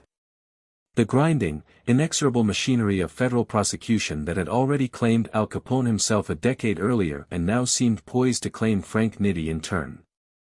And it is against this backdrop, the federal indictment finalized, the trial date approaching, the prospect of former associates testifying against him in open court, the specter of a lengthy return to federal imprisonment, and whatever accumulated psychological toll a lifetime of violence, betrayal, and constant vigilance had exacted on a man now approaching 60 years of age, that we arrive at the final, tragic chapter of Frank Nitti's story, the events of March 19, 1943, when the enforcer who had spent his life administering violence on behalf of others would, in his final act, turn that violence upon himself, choosing the finality of a self-inflicted gunshot over the prospect of facing his accusers, his former associates, and the American justice system in open court. There are certain images in the history of American organized crime that have become so familiar through decades of retelling, through films, through pulp biographies, through the endless recycling of gangster mythology in popular culture, that they risk losing their power to actually shock us, to make us feel the genuine weight of what happened. But even against that backdrop of overfamiliarity, there is something about the final image of Frank Nitti, a once feared crime boss, alone, walking along a stretch of railroad tracks in a quiet Chicago suburb on an unremarkable March afternoon, a revolver in his hand, that retains its capacity to unsettle. This was not a man gunned down in a hail of bullets by a rival organization, the way so many of his contemporaries had met their ends. This was not a dramatic courtroom collapse, or a slow death from illness in a prison infirmary, the fate that had befallen Al Capone as syphilis ravaged his mind in the years following his release from Alcatraz. This was something quieter, and in its own way, something far more chilling, a man who had spent his entire adult life as the instrument of other people's violence, choosing, in the end, to become the instrument of his own. To understand how Frank Nitti arrived at that railroad embankment in Riverside, Illinois, on the afternoon of March 19, 1943, we need to trace the final, tightening sequence of events that had been building since the Hollywood extortion scheme first began to unravel under federal scrutiny. By early 1943, the case against Nitti and his co-defendants had crystallized into something concrete and immediate, a federal grand jury indictment naming Frank Nitti alongside several other senior figures within the Chicago outfit, charging them with extortion related to the IATSE scheme that had bled Hollywood's major studios of enormous sums throughout the preceding decade. This was not a vague threat hovering somewhere in the future, the kind of ongoing investigative pressure that organized crime figures had learned, over the years, to live with as simply part of the cost of doing business. This was a formal, specific, legally binding charge, with a trial date attached, with witnesses prepared to testify, and with the very real possibility of a substantial federal prison sentence hanging over Frank Nitti's head at an age, he was 59 years old in the spring of 1943, where a lengthy sentence could plausibly represent, in practical terms, the remainder of his natural life. The witness whose cooperation had done the most damage to Nitti's position was, as we discussed, Willie Byoff, a man who had once been a trusted operational partner in the extortion scheme, who now stood ready to testify in open federal court about the scheme's inner workings, and about Frank Nitti's central role in directing and profiting from it. But Byoff was not the only source of pressure bearing down on Nitti as the trial date approached. There were indications, based on later historical analysis and the accounts of associates who spoke to journalists and investigators in the years following Nitti's death, that tensions had also been building within the outfit's own leadership structure regarding how to handle the crisis the Hollywood indictment represented. Some within the organization reportedly favored a strategy in which Nitti himself would take primary responsibility for the scheme, potentially pleading guilty and accepting a prison sentence in a manner that would protect other, more senior figures within the outfit's broader leadership, men whose continued freedom and operational control mattered more, from the organization's perspective, than the fate of any single individual, even one who had led the outfit for over a decade. This dynamic, if accurately reported by those who later reconstructed the final weeks of Nitti's life, would have represented a particularly bitter and disorienting reversal of the role Frank Nitti had occupied for so much of his career. He had spent decades as the man who decided which associates would be sacrificed for the greater good of the organization, who determined which underlings needed to be disciplined, silenced, or removed in order to protect the outfit's broader interests. The prospect that he himself might now be positioned as the sacrificial figure, that his own freedom and legacy might be treated as an acceptable cost for preserving the organization's broader stability, would have struck at something fundamental in Frank Nitti's understanding of his own position and worth within the criminal hierarchy he had spent his life climbing. There is also substantial evidence, drawn from the accounts of Nitti's family members and close associates in the period surrounding his death, that his physical and psychological health had been deteriorating in ways that went beyond simply the acute stress of the impending trial. Reports from this period describe a man who had grown increasingly gaunt, increasingly withdrawn, and who was reportedly suffering from health complications that some accounts attribute to complications and lingering effects connected to his old gunshot wounds from the 1932 shooting, and others attribute to the simple accumulated physical toll of a life lived under near constant stress, violence, and the peculiar pressures of maintaining absolute criminal authority over more than a decade.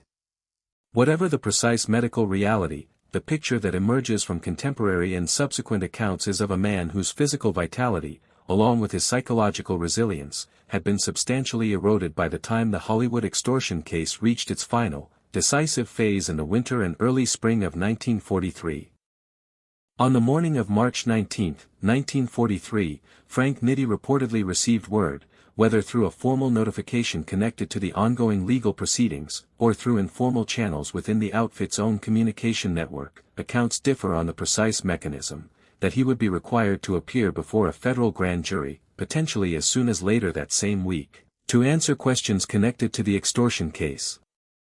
For a man who had spent his entire adult life operating according to the underworld's foundational code of silence, the prospect of sitting before a grand jury, of being required to answer questions under oath about the operations of an organization he had led for over a decade, represented an almost existential violation of everything that had structured his identity and his sense of honor within the world he inhabited. To testify, even reluctantly, even under compulsion, would have been understood within the outfit's own moral framework as an act of betrayal, a breaking of the omerta that Nitti himself had enforced, sometimes brutally, against others throughout his career. To refuse to testify, to invoke his constitutional protections against self-incrimination, might offer a legal shield, but would do nothing to prevent the broader public exposure of the case's damaging details, or to eliminate the underlying legal jeopardy the extortion charges represented. According to the most widely accepted historical account of Nitti's final hours, pieced together from the recollections of family members, from newspaper reporting in the immediate aftermath of his death, and from subsequent historical investigation, Frank Nitti left his home in the Chicago suburb of Riverside sometime in the early afternoon of March 19, 1943, apparently without any specific announced destination, in a manner that some who knew him would later describe as consistent with a man attempting to walk off an overwhelming burden of anxiety, though others would later suggest that his departure carried, even from its outset, the deliberate intentionality of a man who had already resolved on the course of action he was about to take. He made his way toward the Illinois Central Railroad tracks that ran near his home, a stretch of track familiar to residents of Riverside as part of the daily rhythm of commuter train service connecting the western suburbs to downtown Chicago. It was here, along these tracks, in the gray light of a Midwestern March afternoon, that Frank Nitti's final act would unfold, witnessed, according to newspaper accounts published in the days following his death, by railroad workers and passers-by who observed a well-dressed older man walking alone along the tracks in a manner that initially drew little particular attention, before the situation revealed itself to be something far darker. As a commuter train approached, accounts vary somewhat regarding the precise sequence of events, whether Nitti initially appeared to be positioning himself in the path of the oncoming train before ultimately choosing a different method, or whether the presence of the approaching train served simply as an incidental backdrop to what followed, Frank Nitti drew a revolver, a .32 caliber handgun according to subsequent police reports, and fired multiple shots, the fatal shot striking him in the head. He was pronounced dead at the scene, and news of his death spread rapidly through Chicago and, within days, through national newspapers that had spent over a decade chronicling his rise as Al Capone's enforcer and eventual successor. The public and journalistic reaction to Frank Nitti's death was complex, reflecting the genuinely ambiguous and contested legacy the man had accumulated over more than 2 decades at the heart of Chicago's organized crime landscape. For many ordinary Chicagoans, and for the broader American public that had followed the saga of Capone's outfit with a mixture of horror and morbid fascination throughout the 1920s and 1930s, Nitti's death by his own hand carried a certain grim narrative satisfaction, the sense of a violent man finally reaping, in some poetic if brutal sense, the consequences of a life built on violence, even if the specific mechanism of his death, self-inflicted, rather than at the hands of law enforcement or a rival gang, complicated any simple narrative of justice being served. Newspaper coverage in the days following his death dwelled extensively on the details of his career, his rise alongside Capone, his survival of the 1932 shooting, his consolidation of power atop the outfit following Capone's imprisonment, and now, finally, his suicide in the face of federal prosecution, presenting his life story as a kind of morality tale about the ultimately self-destructive trajectory of organized crime, even as more sober historical analysis, then and since, has recognized that this narrative arc, however emotionally satisfying, oversimplifies a far more complicated set of psychological, legal, and organizational pressures that converged on Frank Nitti in the final months of his life. Within Chicago's underworld itself, Nitti's death produced its own set of complicated reactions and, more practically, its own urgent questions about succession and continuity.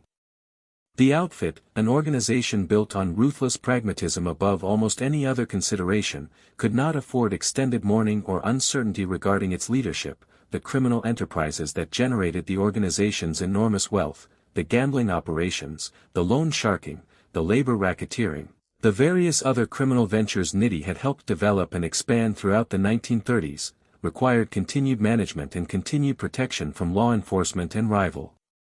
criminal interests alike. In the wake of Nitti's death, leadership of the Chicago outfit passed to Paul, the waiter, Ricca, one of Nitti's longtime lieutenants, who would go on to lead the organization through its own set of legal challenges connected to the ongoing Hollywood extortion case, a case that, despite Nitti's death, continued to move forward against the remaining defendants, eventually resulting in convictions and prison sentences for several senior outfit figures, a testament to just how substantial and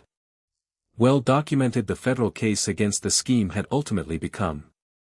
It's worth pausing, at this point in Frank Nitti's story, to consider the question that inevitably arises whenever we examine a life that ends in suicide, a question that requires, in equal measure, historical rigor and a genuine sensitivity to the complexity of human psychology, particularly in a case where our understanding of the subject's inner mental state necessarily depends on second-hand accounts, journalistic reconstruction, and the inherently limited insight we can have into the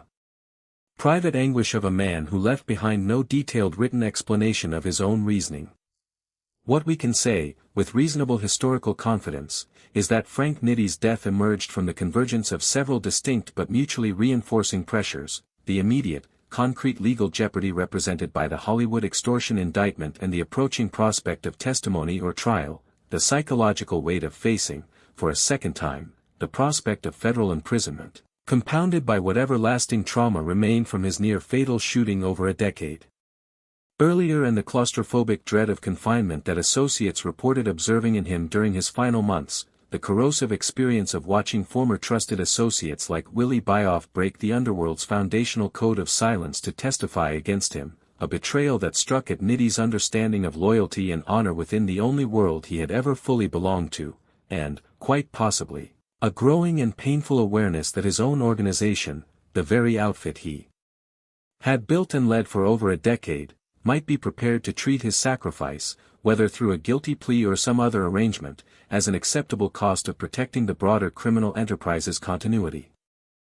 There is something genuinely tragic, in the fullest and most complicated sense of that word, in the picture of Frank Nitti that emerges from these final months of his life, not tragic in a way that erases or minimizes the very real violence, the intimidation, the human suffering that Nitti had inflicted upon others throughout his career as Capone's enforcer and later as the outfit's boss, but tragic in the sense that his story illustrates something genuinely universal about the corrosive, ultimately self-destructive logic of a life built entirely on violence and fear. Frank Nitti had spent decades mastering the machinery of intimidation, had built his entire identity and sense of personal worth around his capacity to instill fear in others and to survive the fear that others might, in turn, direct toward him. He had faced down rival gangsters, had survived what should have been a fatal shooting, had navigated the treacherous currents of organized crime leadership through some of the most violent decades in American criminal history. And yet, in the end, it was not a rival's bullet or a jury's verdict that ended his life, but his own hand, confronted with a threat, public testimony, exposure, the loss of the carefully maintained authority and control that had defined his entire adult existence, that the particular skills and toughness he had spent his life cultivating proved, in this one final instance, powerless to address.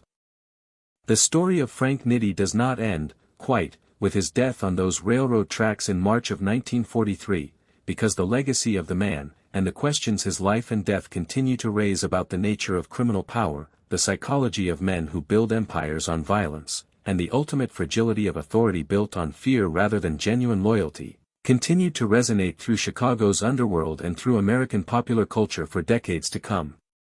The outfit he had led would continue operating for years under new leadership, adapting once again to changing legal and economic circumstances, much as it had adapted under Nitti's own guidance following the end of Prohibition.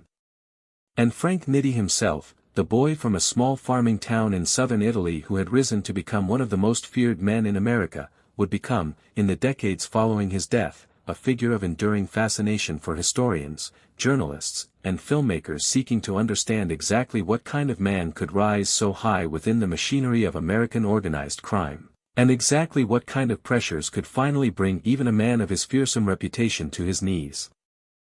When a man who has spent decades instilling fear in the hearts of an entire city finally dies, the immediate aftermath rarely resembles the neat, cathartic closure that popular storytelling often demands.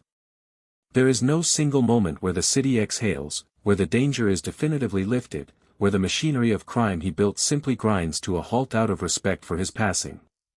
Instead, what follows is something messier and, in its own way, more revealing about the true nature of the organization Frank Nitti had spent his life building, a scramble for succession, a continuation of the criminal enterprises he had cultivated, and, running alongside all of it, the slow, uneven process by which history begins to sort out what a life like his actually meant.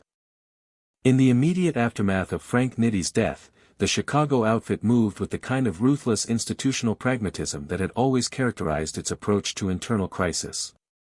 Paul, the waiter, Ricca, who assumed leadership in the wake of Nitti's suicide, was himself already under indictment in connection with the Hollywood extortion case, and the organization's broader leadership structure, men like Tony Accardo, who would go on to become one of the most enduring and successful bosses in the outfit's history, moved quickly to ensure that the criminal enterprises Nitti had spent over a decade building and expanding would continue operating without significant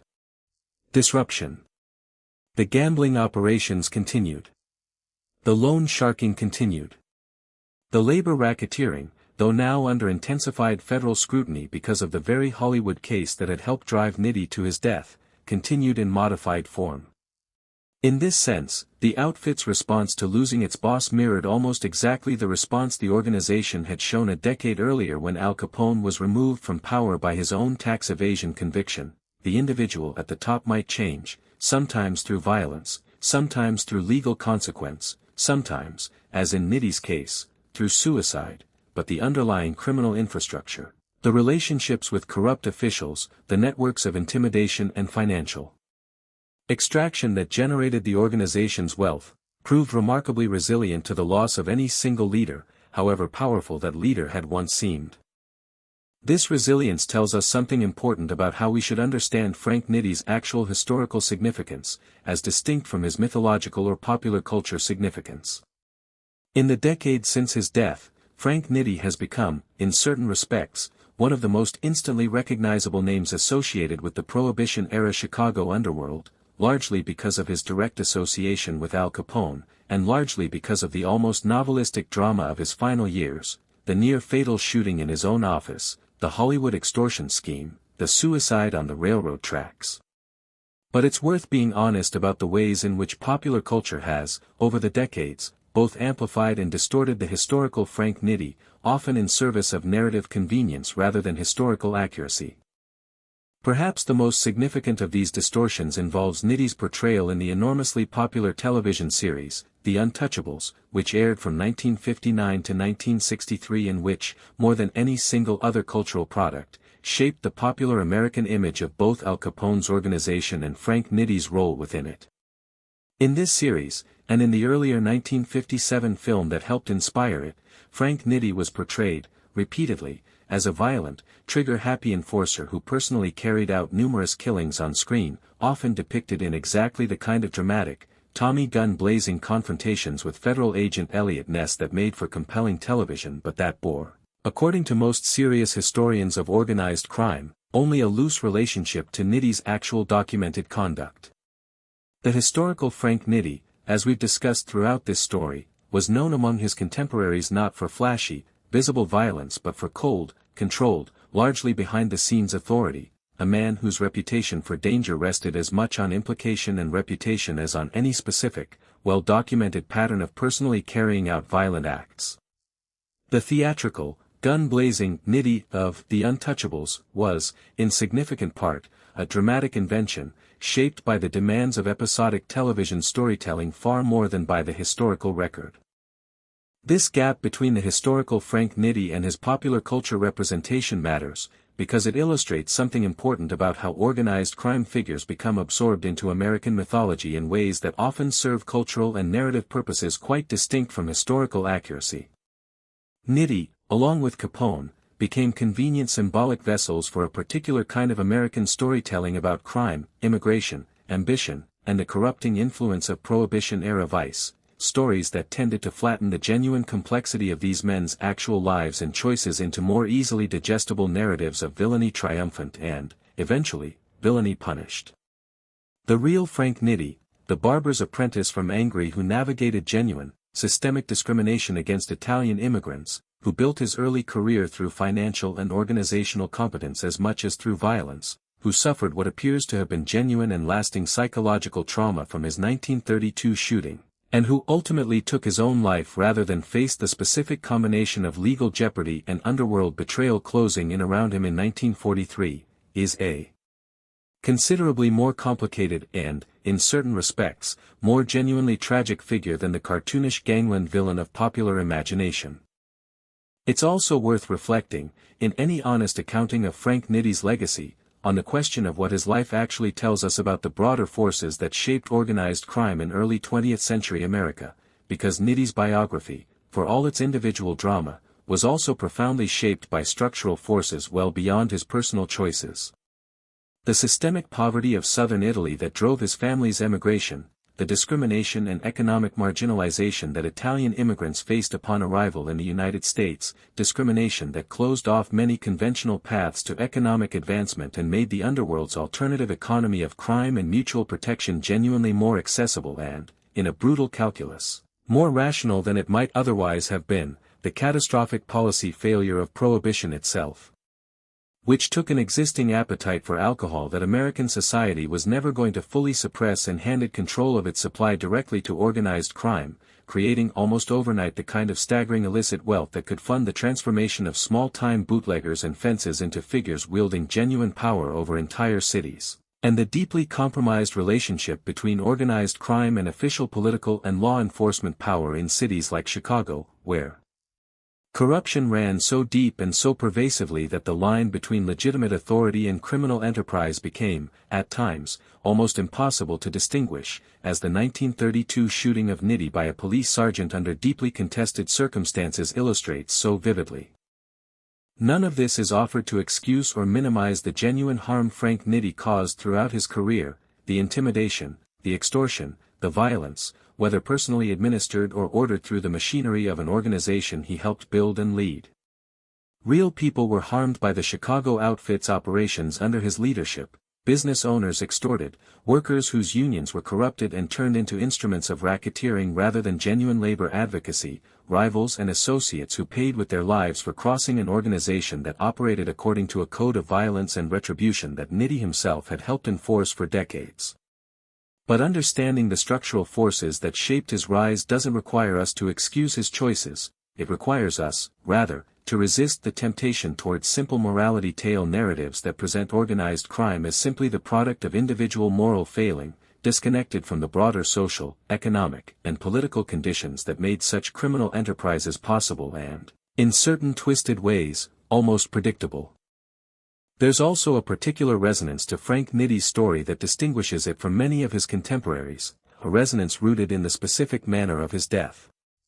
Al Capone, the man whose name will forever be linked with Nitti's in the popular imagination, met an ending that was, in its own way, less dramatically conclusive. Released from prison in 1939 after serving the majority of his 11-year sentence, Capone spent his final years in a state of significant physical and mental decline, the ravages of untreated syphilis having advanced to the point where the once fearsome gang boss was, by the time of his death in January 1947, reportedly reduced to a shadow of his former self, largely incapable of exercising any meaningful authority or even of fully comprehending the scale of the criminal empire he had once commanded. There is something almost merciful, in a grim sense, about Capone's slow fade into irrelevance and eventual natural death from a combination of medical complications, compared to the stark, deliberate finality of Frank Nitti's choice to end his own life at the height of the legal crisis confronting him. This contrast, between Capone's slow, undignified decline and Nitti's sudden, self-directed end, offers, I think, a particularly illuminating window into the different ways that power, and the loss of power, can destroy the men who have built their entire identities around it. Capone, for all his public flamboyance during his years of dominance, seems to have lacked whatever particular combination of self-awareness and pride that might have driven a man to choose death over the prospect of a diminished, controlled existence. He simply endured his decline, year after year, as his mind and body failed him. Frank Nitti, by contrast, the quieter, more controlled, more calculating of the two men throughout their partnership, seems to have possessed a different relationship to the prospect of losing control over his own fate. Where Capone drifted, seemingly without full comprehension, into a slow physical and mental dissolution, Nitti, faced with the prospect of public testimony, exposure, and confinement, made a final, deliberate choice about the terms on which his own story would end. Whether we read that choice as an act of tragic weakness, a final assertion of control by a man who had spent his life exercising control over others and could not bear the prospect of losing it entirely, or simply as the desperate act of a deeply troubled man overwhelmed by forces that had finally exceeded his capacity to manage them, is a question that resists easy resolution. And perhaps that resistance to easy resolution is itself the most honest thing we can say about Frank Nitti's legacy. He was not a simple villain, easily dismissed as a cartoonish embodiment of evil, nor was he some kind of tragic hero deserving of straightforward sympathy. He was something more genuinely human and more genuinely unsettling than either of those categories allows, a man shaped by real hardship and real discrimination, who made a long series of choices, across more than 3 decades, to build his power and his security through violence, intimidation, and the machinery of organized criminal enterprise, and who ultimately found himself destroyed, not by any single enemy, rival, or act of law enforcement, but by the cumulative, compounding weight of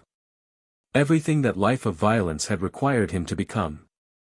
In the years following his death, Frank Nitti's name has continued to circulate through American popular culture in ways that reveal just how durable and adaptable gangster mythology can be, decoupled almost entirely, at times, from the historical specifics of the men it claims to represent.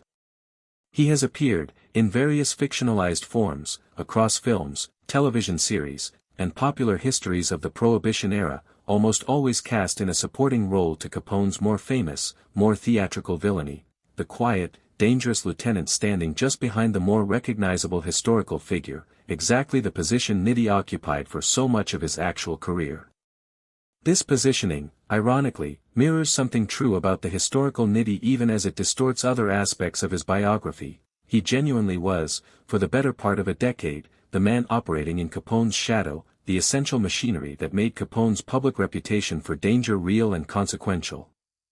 It was only in the final decade of his life, after Capone's own downfall, that Frank Nitti finally stepped fully into the light, becoming, in his own right, the singular boss of one of America's most powerful criminal organizations, only to discover that the light of that singular authority brought with it exposures and pressures that the shadows had, in certain ways, protected him from. There is a final irony worth sitting with as we consider Frank Nitti's legacy, an irony rooted in the specific mechanism that ultimately brought down both Nitti and the mentor he had served for so many years.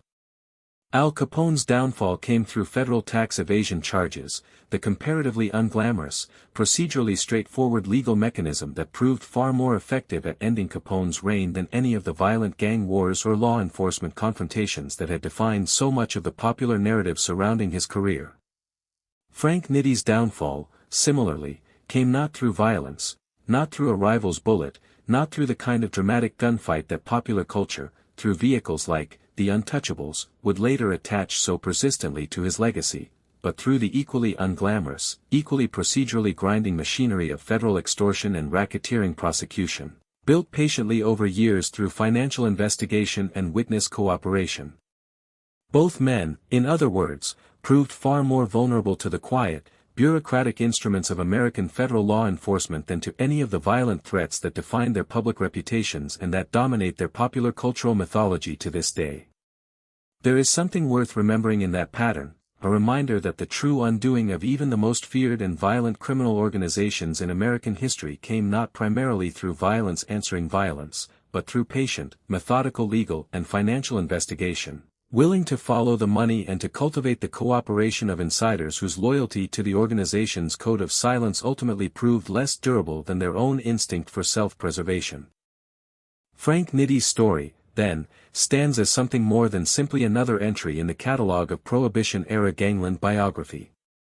It's a story about the particular vulnerabilities that come with building an entire life and identity around the exercise of fear and control over others, vulnerabilities that violence itself often cannot protect against, and that sometimes prove most acute not when danger comes from external enemies, but when it comes from the comparatively bloodless, comparatively patient machinery of legal accountability, and from the betrayal of trusted associates who calculate, in the end, that their own survival matters more than the code of silence they once swore to uphold. It's a story about the way immigrant communities, denied legitimate paths to security and advancement by a society deeply suspicious of and hostile toward them, sometimes built alternative structures of power and protection that offered genuine opportunity alongside genuine and devastating harm. And it's a story, finally, about a man who spent his entire adult life ensuring that others feared him, and who, in the end, alone on a stretch of railroad track in a quiet Chicago suburb, chose to become the final instrument of a fear he could no longer escape. Every story about power eventually has to answer a single, uncomfortable question: what was it all for? We have spent 6 parts now tracing the arc of Frank Nitti's life, from a poor farming town in southern Italy to the barbershops of Brooklyn and Chicago, from small-time fencing and bootlegging to the very top of one of the most powerful criminal organizations America has ever produced, through a near-fatal shooting in his own office, through the treacherous business of guiding that organization beyond prohibition, through a Hollywood extortion scheme that reached into the heart of America's entertainment industry, and finally to a quiet stretch of railroad track in Riverside, Illinois, where a revolver ended everything. And now, at the close of this story, it's worth stepping back from the individual events and asking what the totality of that arc actually reveals, not just about Frank Nitti the man, but about the nature of the kind of power he spent his life pursuing, and about what that power ultimately cost him. There's a particular pattern that recurs again and again in the biographies of men who rise to the top of organized crime, a pattern that Frank Nitti's life illustrates with almost textbook clarity. The qualities that allow a man to climb toward power within a criminal organization are frequently not the same qualities required to hold that power once it's been attained, and the price of the climb often comes due only once the climbing has stopped. Throughout the 1920s, as Nitti built his reputation within Al Capone's organization, the qualities that made him valuable were, in many ways, qualities of service, his financial competence, his discretion, his capacity for controlled, purposeful violence deployed on behalf of another man's larger vision. He was, for the better part of a decade, an instrument in someone else's hands, however skilled and trusted an instrument he had become. And there is a particular kind of psychological protection that comes with that position, even within an inherently dangerous and morally compromised world, the protection of not being, ultimately, the final decision-maker, the protection of having someone else absorb the largest share of public attention, law enforcement scrutiny, and the crushing weight of ultimate responsibility for an entire organization's fate. When Al Capone's conviction in 1931 removed that protective layer, elevating Frank Nitti to the position of sole, ultimate authority over the Chicago outfit, it exposed him, in ways that became increasingly apparent over the following decade, to a different and, in certain respects, more corrosive category of pressure.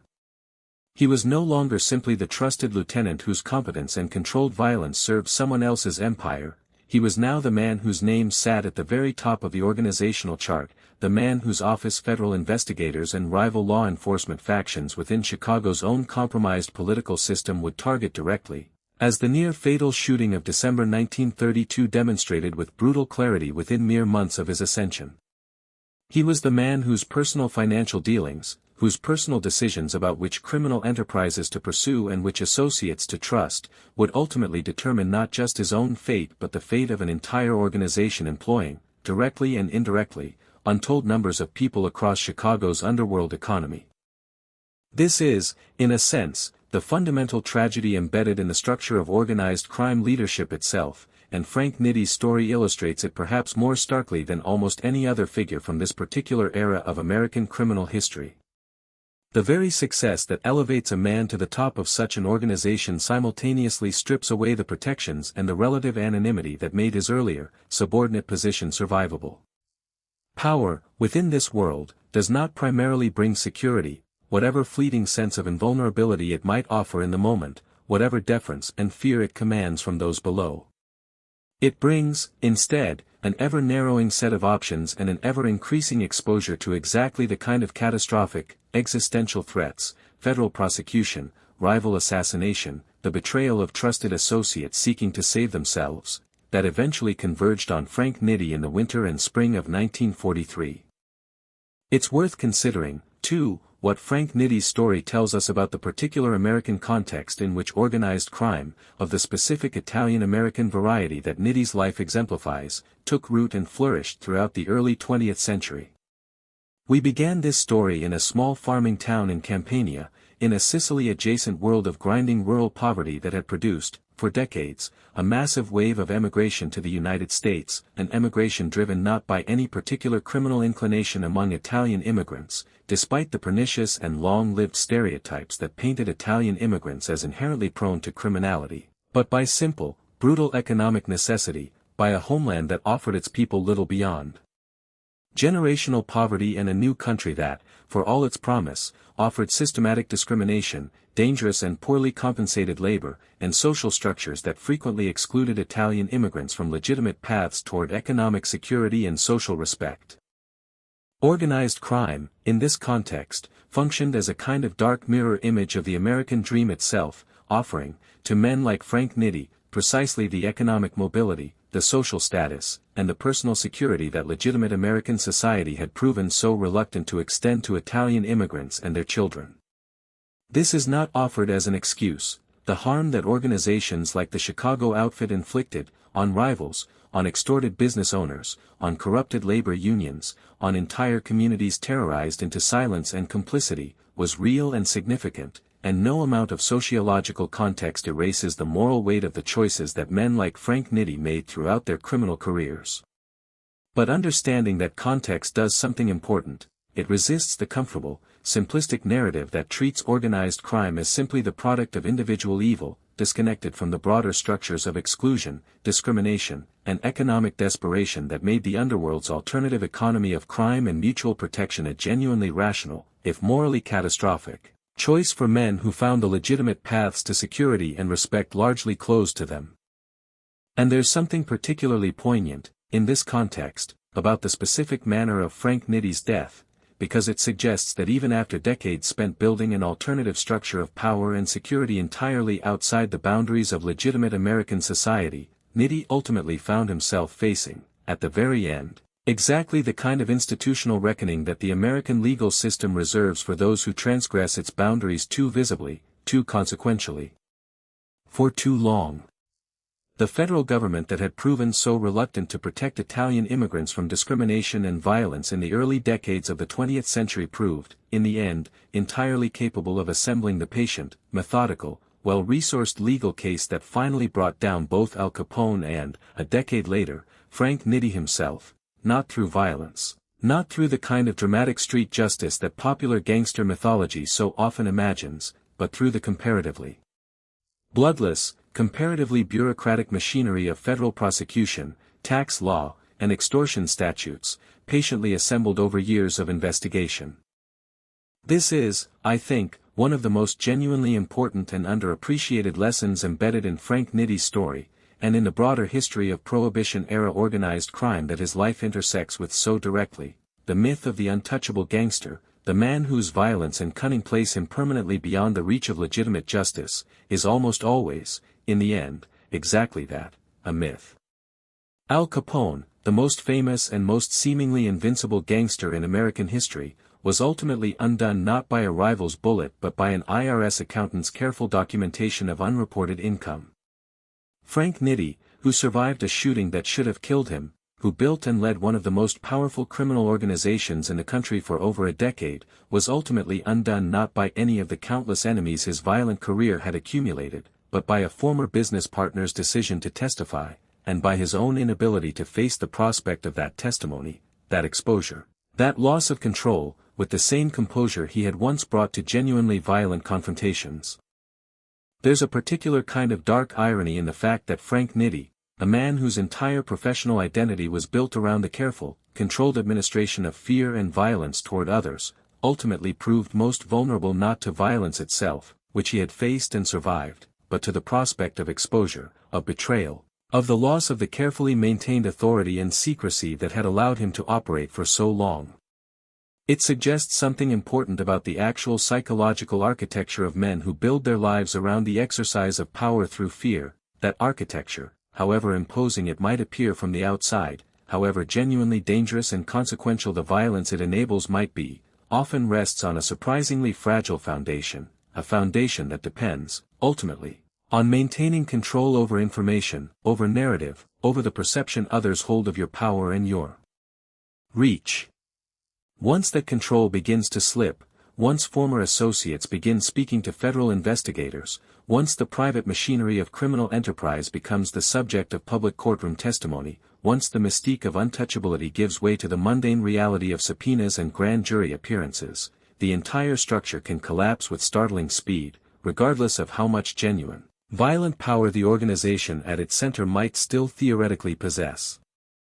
I think, too, about the specific image with which we opened this story, Frank Nitti, alone, walking along those railroad tracks in Riverside, Illinois, in the gray light of a March afternoon, a man who had once commanded the fear and obedience of an entire city's underworld, reduced, in his final moments, to a solitary figure facing a decision that no amount of accumulated power or reputation could help him escape. There's something in that image that speaks to a truth beyond the specific historical circumstances of Frank Nitti's life and death, a truth about the ultimate isolation that awaits those who build their security entirely around the exercise of control and fear over others, rather than around genuine bonds of trust, loyalty, and community that might have offered different kinds of support in a moment of genuine crisis. Frank Nitti had, over the course of his life, accumulated wealth, authority, and a fearsome reputation that few men in American history have matched.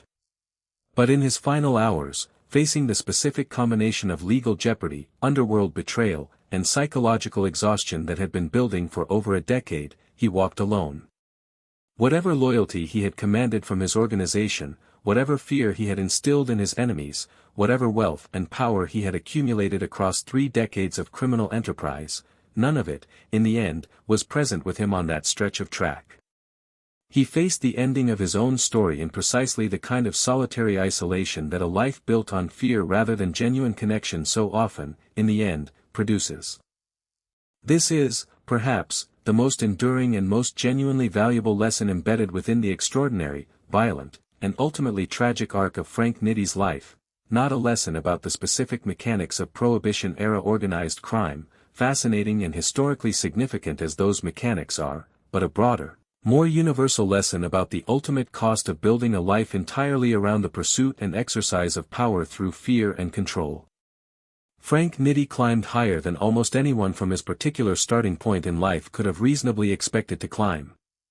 He survived threats that would have destroyed lesser men, adapted his organization through economic and legal transformations that toppled other criminal empires of his era, and held together, for over a decade, one of the most powerful and lucrative criminal enterprises in American history. And yet all of that accumulated power, in the end, could not protect him from the specific combination of legal accountability and personal betrayal that finally caught up with him in the spring of 1943, could not, in his final analysis, offer him anything that felt like genuine security, genuine safety, or genuine peace. The boy from Angry who crossed an ocean, who learned to cut hair and then learned far darker trades, who rose from the margins of Chicago's underworld to stand, eventually, at its very top, his story ends not in triumph, not in a kind of dramatic, violent confrontation that popular gangster mythology so often imagines for men of his reputation, but in a quiet, solitary act of despair beside a Midwestern railroad track. It's a story that resists easy moral categorization, that refuses to offer either straightforward condemnation or straightforward sympathy, and that instead asks us to sit with the genuine complexity of a man shaped by real hardship, who made real and consequential choices to pursue power through violence and fear, and who was ultimately, in the most literal and devastating sense, consumed by the very world he had built. If there is a single image to carry forward from this story, beyond the individual facts and dates and dramatic set pieces we've traced across these 7 parts, let it be this: the throne that Frank Nitti spent decades climbing toward, the position of absolute authority atop one of America's most powerful criminal organizations, proved, in the end, to be less a source of security than a source of exposure, less a shield against the world's dangers than a target that drew every conceivable threat toward its occupant. The higher Frank Nitti climbed, the fewer places he had left to hide, and the fewer people he had left he could genuinely trust. That is the weight of the throne he sat upon, and it is a weight that, in the final accounting, he found himself unable to bear. Frank Nitti, the boy from Angry, the barber's apprentice, Al Capone's trusted enforcer, the boss who inherited an empire and fought to hold it together through a decade of transformation and threat, died alone, by his own hand, on a stretch of railroad track in Riverside, Illinois, on March 19, 1943. He was 59 years old. He left behind an organization that would continue operating for decades under new leadership, a reputation that would be endlessly reshaped and mythologized by American popular culture in the years that followed, and a life story that continues, even now, over 80 years later, to offer a genuinely sobering meditation on the true cost of power built on fear. If this story of Frank Nitti pulled you into the shadows of Chicago's underworld tonight, consider staying a while longer in these dark corners of history with us.